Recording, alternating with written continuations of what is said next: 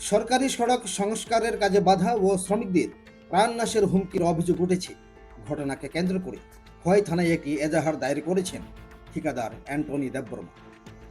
এজাহার সূত্রে জানা যায়, খোয়াই পিডব্লিউডি অফিস থেকে জারি হওয়া টেন্ডার নম্বর F901EE/PWD/AHW/SI 122/2025-26 অনুযায়ী খোয়াই এসপি অফিস থেকে খোয়াই কমার্শিয়াল ট্রাফিক পয়েন্ট পর্যন্ত রাস্তা সংস্কারের কাজের দায়িত্ব পান অ্যান্টনি বাবু।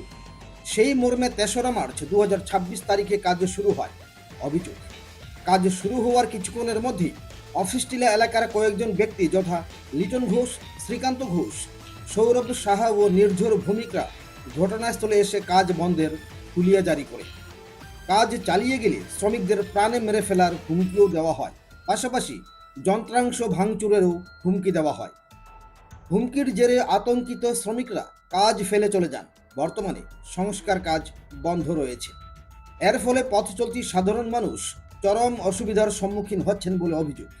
অ্যান্টনি দেববর্মা খোয়াই থানার ওসির কাছে আবেদন জানিয়েছেন, ঘটনার সুষ্ঠু তদন্ত করে অভিযুক্তদের বিরুদ্ধে আইনানুগ ব্যবস্থা গ্রহণ এবং শ্রমিকদের নিরাপত্তা নিশ্চিত করে সরকারি কাজ দ্রুত সম্পন্ন করার ব্যবস্থা নেওয়ার জন্য। ঘটনা আমরা কাজ ধরাইছি আজকে। কাজ ধরানির ঘন্টা 2 ঘন্টা পরে ওই এখানে লোকাল 2-3টা ছেলে আইয়া আমরা কাজটা বন্ধ করে দিচ্ছে। দেখেন আধা কাজ করছে, জেসিবি ব্যাঙ্গে লাগব বা কাজ হইতো না এইভাবে, মানে টাকা পয়সার বিষয় নিয়ে মুখ খালাখালির মতো হয়েছে একটু।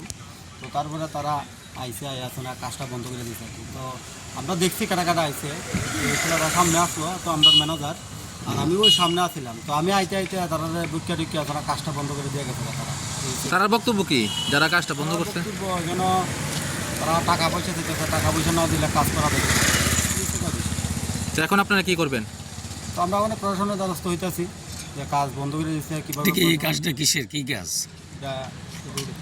আমরা পিডব্লিউডি কাজ, এটা ব্লক করবো, ওইটা কাজ কিলোমিটার। কতটুকু কাজটা কিলোমিটার? 700-750 মতো আছে। মানে আপনার কাছে কি টাকা চাইছে নাকি? মানে টাকা দিলে কাজটা শুরু হইব? টাকা দিলে কাজ শুরু করতে পারবো এরকম।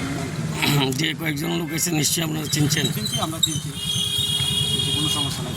এখন প্রশাসনের ব্যস্ত হবেন। তারপরে ফোন করে আবার সকালে টাকা পয়সা দেওয়া হয়েছে, তো টাকা পয়সা না দেওয়া হলে তারা কাজকর্মটা বন্ধ করে দেবে। খোয়াই থেকে নিজস্ব প্রতিনিধির রিপোর্ট।